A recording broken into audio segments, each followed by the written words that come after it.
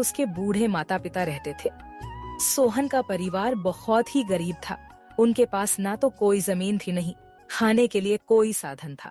सोहन दिन भर मजदूरी करता और उससे जो कुछ भी कमा पाता उसी से अपने पूरे परिवार का पेट भर लेता। यह देखकर सोहन के माता पिता बहुत दुखी होते। हमारे पास ना अपना घर है और ना ही अपनी कोई जमीन। हमारा बेटा दिन भर दूसरों के खेतों में मजदूरी करता है और उसके बदले भी उसे बहुत कम पैसे मिलते हैं। हम दोनों अपने बेटे पर बोझ बन रहे हैं। परेशान मत हो रीमा, हमारा बेटा बहुत मेहनती है, भगवान सब देख रहा है। सोहन ने कभी किसी के साथ गलत नहीं किया, वह ईमानदारी से मेहनत करता है। उसने बचपन से बहुत परेशानियां देखी हैं, पर उसने कभी हार नहीं मानी। एक दिन हमारा बेटा भी बहुत धन कमाएगा और उसकी सारी परेशानियां दूर हो जाएंगी। सोहन हमेशा सोचता था कि आज भले ही उसकी किस्मत उसका साथ ना दे रही हो, पर उसे यकीन था कि अगर वह मेहनत करता रहेगा तो एक दिन उसका भाग्य भी बदलेगा और उसकी सारी परेशानियां खत्म हो जाएंगी। एक दिन सोहन लालाराम जमींदार के खेत पर काम कर रहा था। लालाराम पास के एक पेड़ के नीचे बैठा था। सोहन अपने काम में लगा हुआ था। तभी उसने देखा कि लालाराम बहुत ही उदास है और गहरी चिंता में डूबा हुआ है। लालाराम को उदास देख मोहन तुरंत लालाराम के पास गया और बोला, क्या हुआ मालिक, आप बहुत उदास लग रहे हैं। मुझे ऐसा लग रहा है जैसे आप किसी गहरी चिंता में हैं। कुछ हुआ है? मुझे बताइए, क्या पता मैं आपकी कोई सहायता कर सकूं। सोहन की बात सुनकर लालाराम को गुस्सा आ गया और वह सोहन से गुस्से में बोला, अरे तू मेरी क्या सहायता करेगा? तू खुद अपनी सहायता कर सकता है क्या? अगर तू किसी की सहायता करने के काबिल होता तो क्या तुझे 2 वक्त के खाने के लिए आज मेरी जमीन पर काम करने की जरूरत पड़ती? चल यहाँ से जा, अपना काम कर और मुझे परेशान मत कर। सेठ जी, ऐसा नहीं है यह सब, लेकिन अगर मैं ईमानदारी और लगन से मेहनत करता रहूंगा तो किस्मत भी एक दिन मेरी तरफ झुक जाएगी। मेहनत और धैर्य से तकदीर के दरवाजे खुलने में देर हो सकती है, लेकिन मेहनत कभी बेकार नहीं जाती। मोहन की बात सुनकर लालाराम बहुत प्रसन्न हुआ। अरे सोहन, तेरे विचार तो बहुत अच्छे हैं। तेरी बातें सुनकर मन को एक सुकून सा मिला है। इतनी परेशानियों में भी तू अपनी जिंदगी खुश होकर काट रहा है। सेठ जी, यह सब मेरे पिता की सीख है। जब भी मैं किसी चीज के लिए अपने पिता से जिद करता था तो मेरे पिता हमेशा मुझे यही समझाते थे, बेटा सोहन, हमारे पास इतना धन नहीं है कि मैं तेरी हर इच्छा पूरी कर सकूं, लेकिन एक बात हमेशा याद रखना, जिंदगी भी मौसम की तरह होती है। कभी यह धूप की तरह खुशियों से भरी होती है, कभी ठंड की तरह कठिनाइयां लाती है और कभी बारिश की तरह परेशानियां आती है। लेकिन जैसे हर मौसम बीत जाता है वैसे ही जिंदगी के मुश्किल हालात भी गुजर जाते हैं।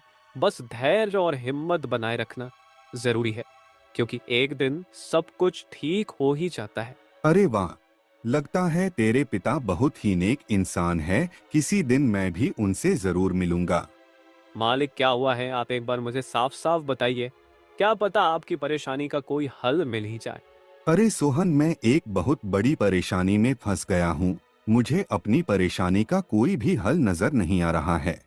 सेठ जी, एक बार मुझे बताइए, तो क्या पता आपकी परेशानी का कोई हल निकल ही जाए। सोहन, हमारे गांव में मेरे पिता की एक पुश्तैनी जमीन थी जो काफी पीढ़ियों से हमारे पास थी। उस पर मेरा और मेरे भाई का हक है, पर हमारे गांव के ही 2 बाप बेटों ने उस पर कब्जा कर लिया है।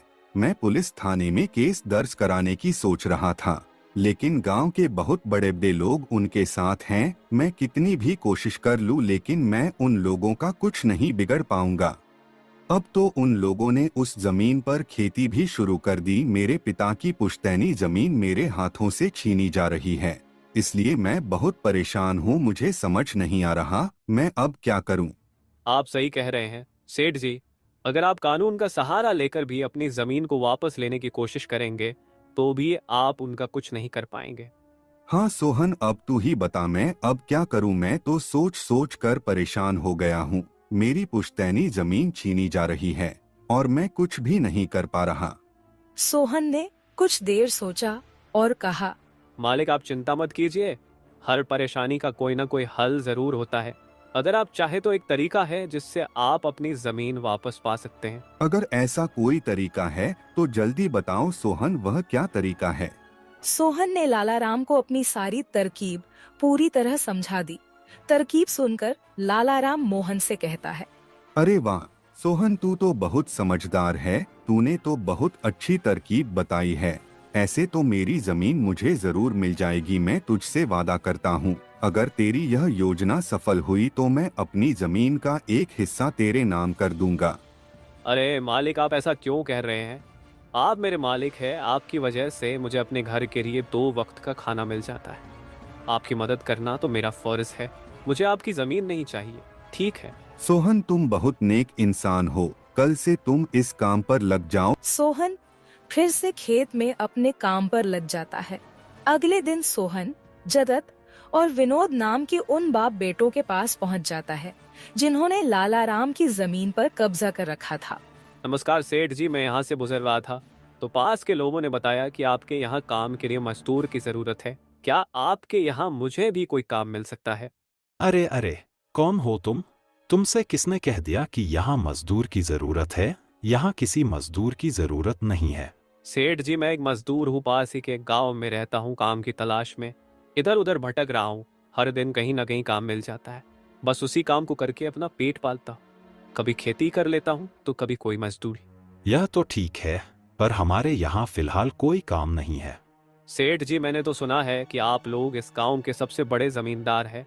आपके पास बहुत सारी जमीन है, इसलिए आपके यहाँ हमेशा मजदूरों की जरूरत रहती है।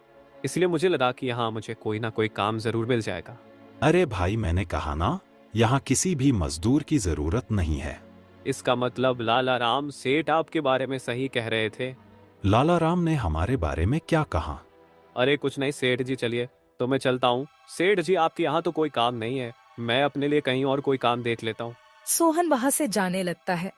तभी जगत विनोद ने सोहन को रोककर यह पता लगाने के लिए बोलता है कि लाला राम ने सोहन को उन लोगों के बारे में क्या बताया है। अरे भाई, इधर आओ, शायद तुम्हारे लिए हमारे पास एक काम है। सोहन तुरंत उनके पास चला गया और बोला, धन्यवाद सेठ जी, बताइए क्या काम है? आप जो भी काम बोलेंगे मैं हर काम करने के लिए तैयार हूँ। आखिर बूढ़े माँ बाप का पेट पालना है। अरे सब्र रखो, काम तो हम तुम्हें बता ही देंगे। पहले यह बताओ कि लाला राम हमारे बारे में क्या कह रहा था। सेठ जी, मैं पहले लाला राम सेठ के यहाँ काम करता था, पर वह बहुत ही कंजूस और बदतमीज आदमी है। मैं उनकी यहाँ दिन रात मेहनत करता, पर इतनी मेहनत करने के बाद भी वो मेरी सही मजदूरी नहीं देता था। इस बात पर कल मेरी उससे बहस हो गई थी। फिर क्या हुआ? लाला राम ने हमारे बारे में क्या कहा? जब मेरी सेठ लाला राम से बहस हो रही थी, तब उसने ने मुझे कहा कि पूरे गांव में उनसे ज्यादा मजदूरी कोई नहीं दे रहा। तो मैंने गुस्से में कह दिया कि गांव के सबसे बड़े जमींदार जगत सेठ और विनोद सेठ सबसे अच्छी मजदूरी देते हैं, इसलिए उनके यहाँ हमेशा काम करने वालों की भीड़ रहती है। हाँ भाई, बिल्कुल सही कहा था। आखिर हम गांव के सबसे बड़े जमींदार हैं। हमारा फर्ज है कि जो भी मजदूर हमारे यहाँ काम करता है उसे उसकी मेहनत के हिसाब से सही मजदूरी मिले। वाह सेठ जी, आपने बहुत अच्छी बात कही। लाला राम सेठ कभी भी आपकी बराबरी नहीं कर सकता। वह तो शायद आपके जितना भी नहीं सोच सकता। जगत और विनोद सोहन की चापलूसी भरी बातों में आ जाते हैं और उसे अपने यहाँ काम पर रख लेते हैं। चलो अब काम की बात करते हैं। तुम एक अच्छे इंसान लगते हो। हमें अपने खेत पर काम करने के लिए तुम्हारे जैसे ही एक मजदूर की जरूरत है। कल से ही काम पर आ जाना। कुछ दिन ऐसे ही बीत गए। एक दिन जगत अपने बेटे विनोद से बोला, विनोद बेटा, यह सोहन तो बहुत मेहनती है। यह अकेले ही 4 लोगों का काम कर देता है। अच्छा हुआ कि हमने इसे रोक लिया। हाँ पिताजी, आप सही कह रहे हो। सोहन बहुत मेहनती है। इसके जितना काम शायद ही कोई और करता होगा। ये पूरा दिन यहाँ काम पर अकेला लगा रहता है। सोहन की मेहनत ने जगत और विनोद का दिल जीत लिया। कुछ दिन और बीत गए। एक शाम जगत और विनोद अपने खेतों का दौरा कर रहे थे। जब वे अपने खेत पर पहुँचे तो देखा कि सोहन इतने देर तक भी काम कर रहा था। सोहन भाई, अब तो रात होने वाली है, तुम इतनी देर तक काम क्यों कर रहे हो? अब घर जाओ और आराम कर लो। सेठ जी, हमारी किस्मत में आराम कहाँ है? घर पर बूढ़े माँ बाप है। काम नहीं करूँगा तो उनके लिए 2 वक्त का खाना कहाँ से जुटा पाऊंगा? घर पर बैठकर आराम करने से अच्छा है कि मैं काम करूँ। इस तरह मेरा मन भी लगा रहता है। तुम बहुत मेहनती हो सोहन। आज का काम यहीं छोड़ दो और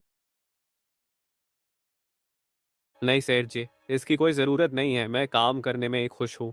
आप लोग जाइए, मैं ठीक हूँ। ठीक है सोहन, फिर हम जाते हैं। जब तुम्हारा मन करे काम खत्म करके अपने घर चले जाना, ठीक है? इसके बाद जगत और